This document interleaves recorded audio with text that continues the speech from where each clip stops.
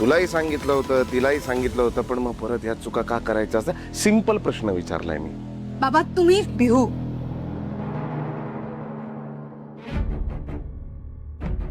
चुकलं माझं. हं. मी हा विषय काढायलाच नको होता.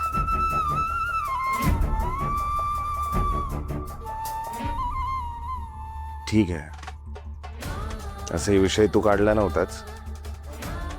आपल्या घरात तेलाच्या खाणीच आहेत लोकांकडे.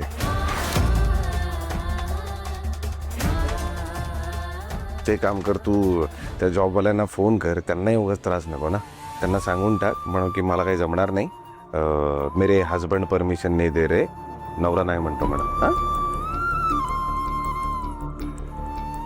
करशील ना नक्की, है ना? असं जरा तू समजुतीनं उमजुतीनं वागायला पाहिजे ना. आता हे जे आत्ता म्हणालीस ते थोडा आधी म्हणाली असतीस, कशाला चिडलो असतो मी, आहे की नाही? सगळे कसे बघतात बघ माझ्याकडे. या लोकांना बोलायला मोकळं आहे ना. मी खूप त्रास देतो तुला, ओरडतो, मारतो, पण रडू रडू पाहुणे मी फ्रेश हो नक्की. आलोच.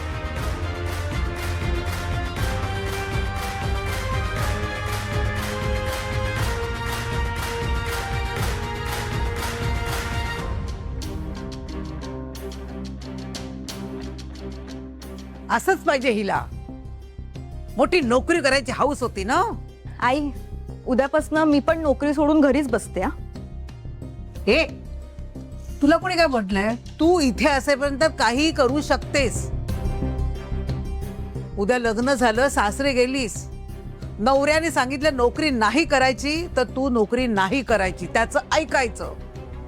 तू एवढं तुझ्या सुनेला त्रास देते हे बघून ना माझी लग्न करायची इच्छाच मेलीये. अगं अगं ए काय बोलते बघ ना ती. अगदी बरोबर बोलतीये ती आई. नशीब ती तुझ्यावर नाही गेली, नाहीतर सगळं धन्यच होतं.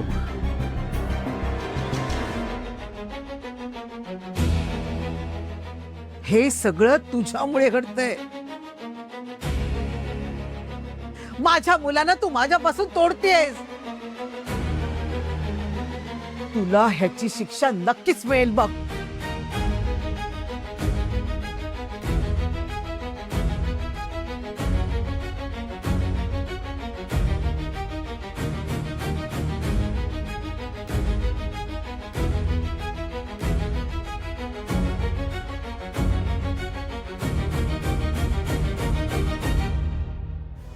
कशाला कशाला सतत सगळ्यांशी पंगे घ्यायचे तुला?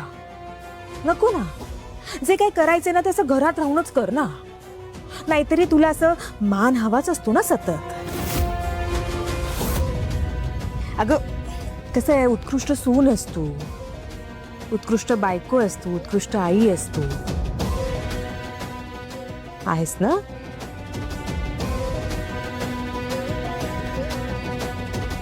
माझ्या 18 वर्षाच्या संसारात मी कधीच मान मिळवण्यासाठी काहीच केलं नाही वहिनी.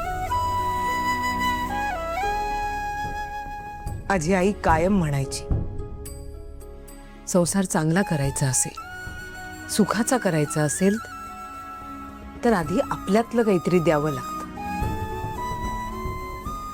समोरच्याकडून कसलीच अपेक्षा न ठेवता.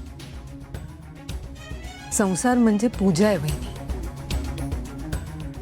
आपण अगदी मनापासून करायची असते. कधी ना कधी देव प्रसन्न होतोच.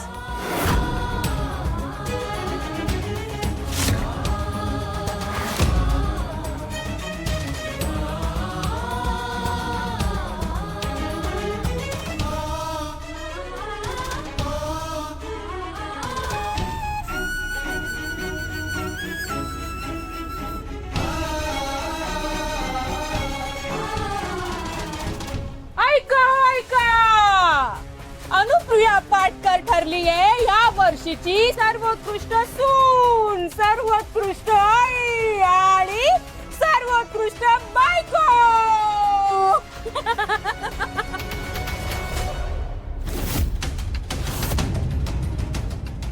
माझी आई सर्वोत्कृष्ट बायको, सर्वोत्कृष्ट सून आणि सर्वोत्कृष्ट आई.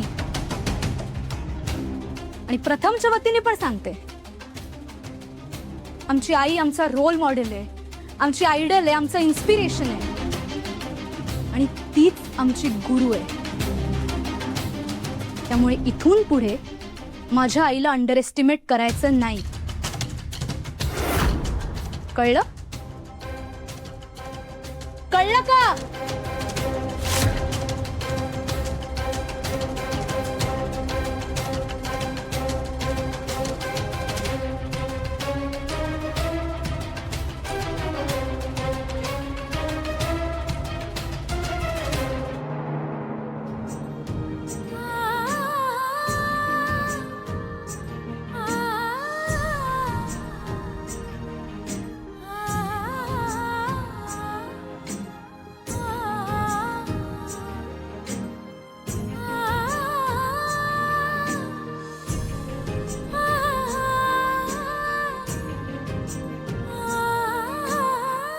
मी जस्ट घरात पोहोचलोय, त्यामुळे आता कामाचं काही बोलणार नाहीये. जे काही बोलायचं ते उद्या बोलू. चल. शनया, शनया. सर, मॅडम त्यांच्या रूम मध्ये झोपलेत. झोपली का? त्यांना बरं वाटत नाहीये. काही खाल्लंय का तिने? नाही सर, मी गेलेले त्यांना विचारायला, पण त्या म्हणाले की त्यांना काही नको आहे आणि म्हणाले की मला आता डिस्टर्ब करू नको. तेव्हापासून मी वर नाही गेले.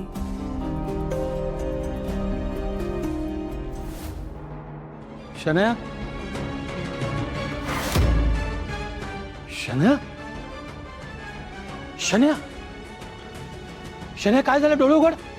हे शनया, आशा, हे आशा, पटकन ये. शनया, काय झालं? डोळे उघड. सर, काय झालं मला मॅडम? मदत कर, मला मदत कर. मॅम उठा.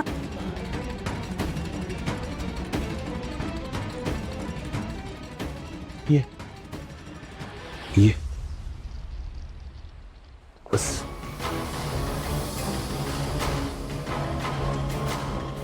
तुझं पटकन पाणी घेऊन ये. जा जा जा.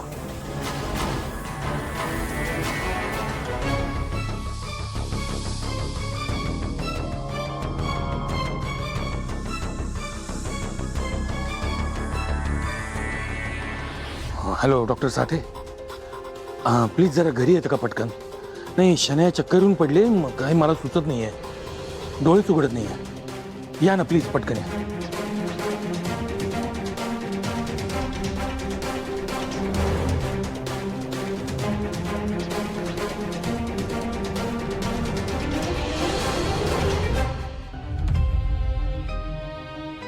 शनायाने काही कळवलं नाही.